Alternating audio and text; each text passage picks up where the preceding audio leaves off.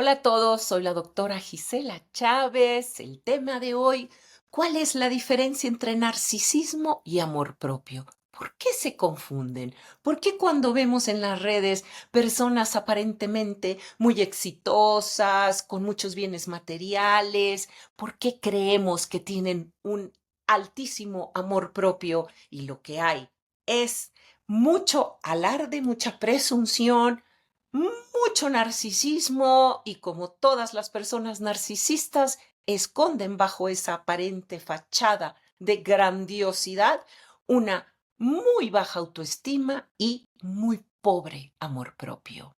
Al final les voy a dar algunas sugerencias prácticas sobre cómo mejorar el amor propio, en qué áreas deben de trabajar y cómo hacerlo. Porque si este canal es para informar a víctimas sobrevivientes de relaciones de abuso narcisista, todas quedamos con el amor propio muy dañado. Que esta es una de las consecuencias de estar en cualquier tipo de relación con una persona narcisista. Y empezamos. Si son dos cosas diferentes, ¿por qué se confunden amor propio y narcisismo? Porque hay ciertos comportamientos narcisistas que se confunden con amor propio. Por ejemplo, los y las narcisistas parecen muy confiados y seguros de sí mismos, sobre todo los narcisistas clásicos o grandiosos. Se presentan como personas con poder, que son atractivas, seductoras, son muy buenos, por cierto, para establecer sus límites y exigen respeto mismo que no dan de regreso. En redes sociales vemos a influencers, artistas, políticos y otros personajes públicos que aparentan ser muy exitosos y muchos de ellos tienen relaciones de pareja con mujeres muy bellas y con hombres atractivos y ricos y parece que tienen muy alta autoestima y amor propio. Pero no hay nada de eso. Sabemos que debajo de esa fachada de aparente seguridad se esconden personas muy inseguras y avergonzadas y por eso tratan a toda costa de alardear y demostrar no solo su valor, sino que son incluso superiores a los demás.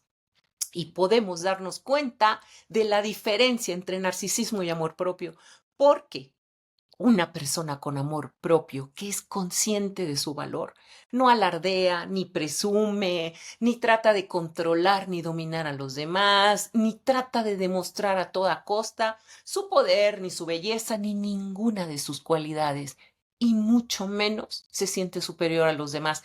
En cambio, una persona narcisista sí hace todo esto. ¿Qué les parece si para entrar de lleno al tema vamos a describir una vez más qué es el narcisismo y cuáles son sus principales características y cómo se comportan estas personas en sus relaciones? Bueno, el narcisismo es un estilo de personalidad caracterizado por sentimientos de arrogancia y superioridad. Son personas que se sienten con derechos, tienen una búsqueda exagerada de admiración y validación, poca o nula empatía, son superficiales, les preocupa mucho la imagen y buscan el control, el poder, el dominio, el éxito y el dinero. Pero también pueden ser encantadores, seductores, carismáticos. Son muy egocéntricos, envidiosos, pero están convencidos de que los demás los envidian a ellos, no tienen capacidad de introspección ni de autorreflexión, así es que no se responsabilizan. Esta es una característica muy importante. No toleran la crítica ni el reclamo y se enfurecen cuando alguien los confronta o les pide explicaciones sobre su mal comportamiento. Son agresivos, hostiles y explotan de ira ante cualquier estímulo que los amenace porque les detona su inseguridad y su vergüenza. Son unos afuera y otros adentro. Tienen un ego muy frágil y muy inseguro que se esconde bajo esa aparente fachada de superioridad y seguridad y amor propio. ¿Cómo son las personas narcisistas en sus relaciones? Bueno, son manipuladores, invalidan, menosprecian, traicionan, mienten. Muchos y muchas son infieles, culpan a otros de lo que hacen, pero que no se responsabilizan y siempre culpan a los otros de lo que va mal en la relación.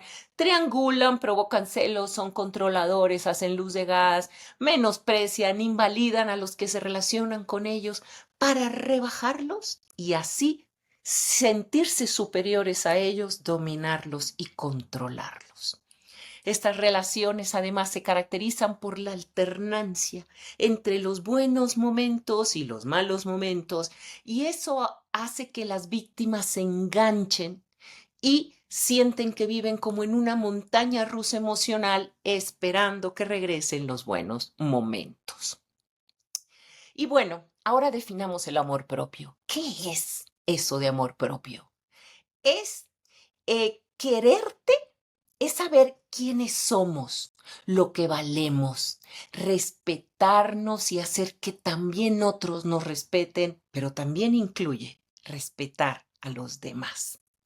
¿Y en qué medida debemos de tener amor propio? En la medida de que sepamos quiénes somos y lo que merecemos. Implica el amor propio un compromiso personal para hacer lo que sea necesario para cuidar de nuestro bienestar.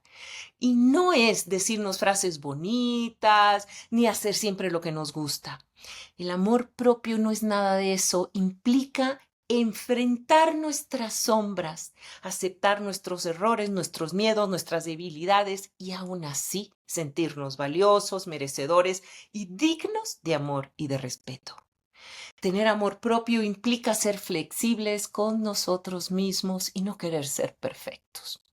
¿Y hasta dónde hay que querernos? ¿Hasta dónde hay que llevar el amor propio? Hasta donde sea necesario para cuidar nuestro bienestar físico, emocional, nuestra salud mental, aunque eso implique dejar de complacer a otros si lo que desean implica un daño para nosotros. ¿Y por qué es tan importante el amor propio? Porque nos permite tener digamos, un equilibrio entre lo que les damos a los demás y lo que nos damos a nosotros mismos. Y porque del amor propio dependen aspectos muy importantes de la vida, como la sensación del propio valor y la manera en cómo nos relacionamos con nosotros mismos y con los demás, porque el concepto que tienes de ti impacta en todas las áreas de tu vida, en el trabajo, en la salud, en tus hábitos y hasta en la clase de personas con las que te relacionas. Impacta en los amigos que eliges y en la pareja que eliges también. ¿Y qué pasa si tienes poco o nada de amor propio? Bueno, establecemos relaciones de codependencia, tenemos una sensación de vacío interno que tratamos de llenar con cosas materiales, con personas, pero no lo logramos porque el vacío es interno y solo lo podemos llenar con prácticas que nos hagan sentir satisfechos de quienes somos y aumentando nuestro amor propio. ¿Y qué pasa? Que cuando no tienes amor propio, buscamos sentirnos valiosos a través de lo que opinen los demás y eso nos deja en una posición muy vulnerable, porque no siempre vamos a obtener eso. Además, establecemos relaciones de dependencia emocional con personas abusivas y tóxicas. Y como sentimos miedo de ser abandonados y rechazados, nos volvemos muy complacientes y se nos dificulta poner límites y decir no. Por eso nos atoramos en relaciones de abuso narcisista. Otra consecuencia cuando no tienes amor propio es que no sabemos enfrentar los retos de la vida, nos da miedo estar solos, nos da miedo la incertidumbre, nos volvemos muy controladores y hay otras consecuencias como que nos volvemos perfeccionistas y nos autosaboteamos. Y les voy a dar algunos ejemplos de faltas de respeto y amor propio, digamos, de la vida cotidiana. Por ejemplo, alimentarnos mal, no hacer ejercicio, no movernos, rodearnos de personas tóxicas, estar en ambientes que nos ponen en riesgo, una falta de capacidad para decir que no cuidar de la salud y tenemos un diálogo interno muy crítico. Esto es el cuento que nos contamos, esa voz que hay en nuestra cabeza que nos dice que nos critica, que nos juzga y que tenemos que ser perfectos para que nos quiera. Y bueno, ya que describimos lo que es el narcisismo y lo que es el amor propio, podemos ver que son diferentes, pero como les dije en un principio, hay comportamientos narcisistas que se confunden con amor propio. Por ejemplo, el sentido exagerado de importancia personal que muestran las personas narcisistas porque se sienten con derechos y privilegios especiales, están convencidos de que no deben de hacer, por ejemplo, filas, que tienen privilegios especiales, que les deben de dar los mejores lugares, que se les tiene que tratar con gran deferencia y respeto, mucho más que a los demás. Y es que todos merecemos respeto y queremos respeto, pero ellos se sienten con derechos y privilegios especiales. Por ejemplo, vemos a personas narcisistas que explotan de rabia cuando ellos o sus familias no reciben el trato que creen que merecen y son personas con frecuencia muy agresivas con los meseros, con los chicos del ballet parking, incluso, por ejemplo, con el entrenador de fútbol por no haber metido a su hijo al partido. Y este patrón de sentirse con derechos y privilegios especiales nada tiene que ver con el amor propio, más bien se conecta con sus sentimientos de arrogancia y superioridad y por eso son hipersensibles al trato de los demás, sobre todo a los que consideran de menor jerarquía social. Y bueno, una diferencia muy importante entre una persona narcisista y una que tiene un amor propio saludable es que una persona narcisista presume y hace alarde de sus logros personales. Y una con amor propio no necesita demostrarles a los demás de lo que es capaz. Pero los y las narcisistas sí lo hacen porque recordemos que se caracterizan por tener una necesidad excesiva de admiración y validación y por eso presumen lo que hacen o lo que tienen, lo suben a las redes y como les interesa demasiado la imagen, también suben fotos jugando con sus hijos, aunque sea el único ratito que juegan, o en un viaje familiar, o tratan de demostrar al mundo que tienen la pareja perfecta, la familia o la empresa perfecta, pero solo los íntimos saben lo que viven puertas adentro porque ahí es donde son explosivos, agresivos, hostiles, manipuladores. Y si te relacionas con una persona narcisista, se trata de pareja, padres, hermanos, amigos o jefes, como dije al principio, tu amor propio termina por los suelos porque estas personas se encargan de destruirlo. Son personas que no toleran las relaciones entre pares. A fuerzas te tienen que siempre rebajar. Así es que va a ser muy bueno que escuches este video para que empieces a ver cómo vas a hacer para aumentar y fortalecer tu amor propio. Y te voy a dar 4 áreas a trabajar. Quiero recordarles que el amor propio no es algo que se adquiera de la noche a la mañana, sino que es un proceso y un compromiso personal, digamos, de por vida. Entonces, vamos a entrar de lleno. ¿Qué puedo hacer para mejorar mi amor propio? Primero, son 3 conceptos que empiezan con A: autoconocimiento, autoaceptación y autocompasión. Primero, trabaja en tu autoconocimiento, saber quién eres, lo que quieres y necesitas, conocer tus fortalezas y tus debilidades, tus heridas de la infancia. Es importantísimo porque ahí está la raíz y el origen de todo lo que te sucede y de tu bajo amor propio. Y como no entiendes tus heridas de infancia, tienes que conocerlas y comprender si eras rechazado, cómo aprendiste a ser valorado, tus creencias, tus valores familiares, tus miedos, tus inseguridades y tus motivaciones inconscientes. Tienes que ver cuáles son tus detonantes y qué te hace reaccionar y sobrereaccionar. En otras palabras, conocer tus áreas vulnerables. En concreto, ¿cómo el conocerte a ti mismo te ayuda a tener más amor propio? Porque saber quién eres y por qué eres como eres te va a ayudar a tomar mejores decisiones, porque entender alivia y comprender da paz y agencia. ¿Qué es esto de la agencia? Es esta capacidad de sentir que tienes el control de tu propia vida y de conseguir lo que te propones.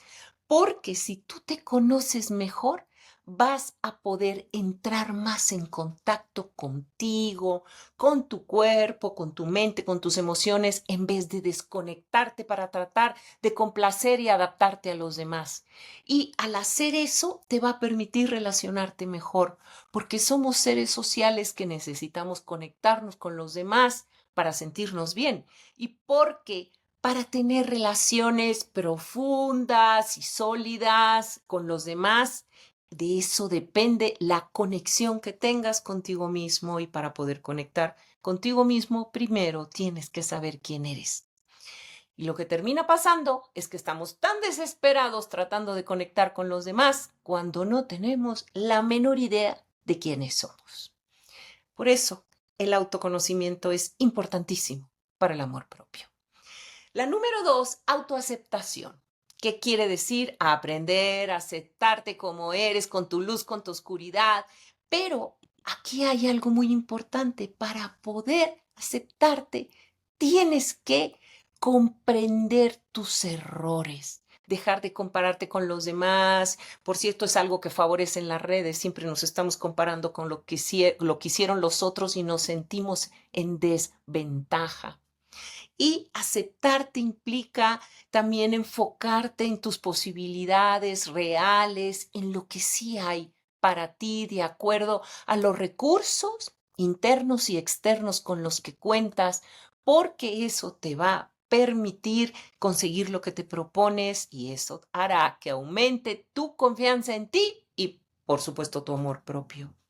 Y es que se dice fácil, acéptate, pero a muchos nos cuesta aceptarnos como somos porque tenemos heridas de infancia, en concreto de rechazo y de abandono, y nos cuesta mucho aceptar nuestras imperfecciones y fallas, y nos decimos cosas como: ¿cómo voy a aceptarme si fui capaz de esto o de aquello? ¿O cómo voy a aceptarme si le hice daño a mi madre, a mis hijos, si me casé con el narcisista o la narcisista? ¿Cómo voy a aceptarme si ni siquiera he logrado hacer tal o cual cosa en la vida?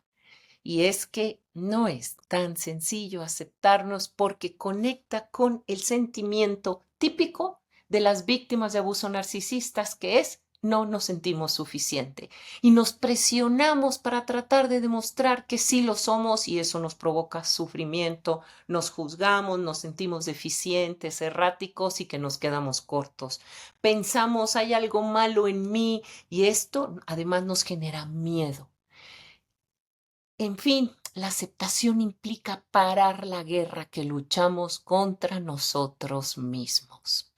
Y les voy a contar que se han hecho experimentos en donde investigan y les preguntan a las personas moribundas cuál ha sido su mayor arrepentimiento. Y la mayoría dice que el no haber confiado lo suficiente en sí mismos, el no haberse aceptado, el no haberse amado. Tercera práctica para aumentar el amor propio: autocompasión. ¿Cómo hacemos eso? ¿Qué significa? Bueno, no es otra cosa más que tratarte a ti misma con la misma amabilidad y cariño que tratas a un querido amigo, especialmente en los momentos difíciles. Y es que la amabilidad es justo lo que necesitamos en estos momentos. La autocompasión no es otra cosa que comprendernos y ser empáticos con nosotros mismos cuando fallamos, en vez de juzgarnos y criticarnos. Y es que todos sabemos ser compasivos cuando alguien querido comete un error, pero algo pasa cuando nosotros fallamos que somos muy duros con nosotros y nos enjuiciamos y nos decimos cosas como no es posible que haya vuelto a cometer este error, es que yo debí de haber sabido cómo resolver este problema, soy un estúpido, una tonta. ¿Y por qué la autocompasión tiene que ver con el amor propio? Porque justo cuando las cosas van mal es cuando es casi imposible sentirnos bien con nosotros mismos, tener amor propio, porque es lo opuesto, nos sentimos una basura. En esos momentos es cuando debe entrar la autocompasión, porque querernos a nosotros mismos y ser compasivos cuando las cosas van mal y cuando nos equivocamos, en vez de criticarnos, eso favorece el amor propio. Como dice Tal Ben Sahar, este gurú de la felicidad, uno de los pilares de la felicidad es darnos permiso de ser humanos, esto es, de fallar. La cuarta práctica para mejorar el amor propio es el autocuidado. Lo que todos ya sabemos y que tanto nos cuesta a veces, que implica el autocuidado, practicar hábitos saludables. Y es que cuando tenemos poco o nada de amor propio, nos descuidamos, procrastinamos o abandonamos lo que nos hace bien y nos ayuda a crecer y a sentirnos satisfechos. Y si lo hacemos más mal, nos sentimos con nosotros mismos. Y es un círculo vicioso que provoca que tengamos menos amor propio. Otra, en vez de autocuidado, tenemos conductas autodestructivas, tomamos de más, no cuidamos la salud y si algún día, por ejemplo, te fue mal o no pasaste el examen, tienes problemas económicos o de pareja, bueno, ahí con más razón tienes que cuidarte y tener hábitos saludables. Por ejemplo, haz ejercicio, muévete, sal a caminar, cuida lo que comes y lo que tomas, porque sabías que estudios han demostrado que lo que comes influye en cómo te sientes. Cuida tu salud física, tu salud mental, cuida lo que ves y lo que lees y todo lo que entra en tus sentidos y en tu campo energético. Otra práctica es practica la meditación porque ayuda a mantenerte en el presente y a dejar de sentirte culpable por el pasado y angustiado por el futuro. Y por último, rodéate de personas que te hagan sentir bien. Aléjate en lo posible o limita el contacto con las personas tóxicas de tu vida.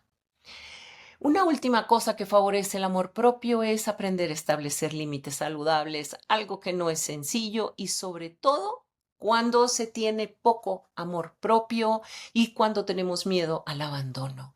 Te puede servir mucho una terapia y todas estas prácticas de las que hemos estado hablando. Se puede empezar a poner límites poco a poco, con límites pequeños, límites internos, por ejemplo, cómo retirarte de lugares y de personas que no te hacen sentir bien, dejar de pasarte horas en tus aparatos y en las redes y hacer algo que te haga sentir satisfecho y mejor contigo mismo. Bueno, espero les haya quedado claro la diferencia entre narcisismo y amor propio y que pongan en práctica poquito a poquito cada día estas prácticas para aumentar el amor propio, sobre todo si son víctimas de relaciones narcisistas. Soy la doctora Gisela Chávez. No olviden suscribirse. Gracias de nuevo.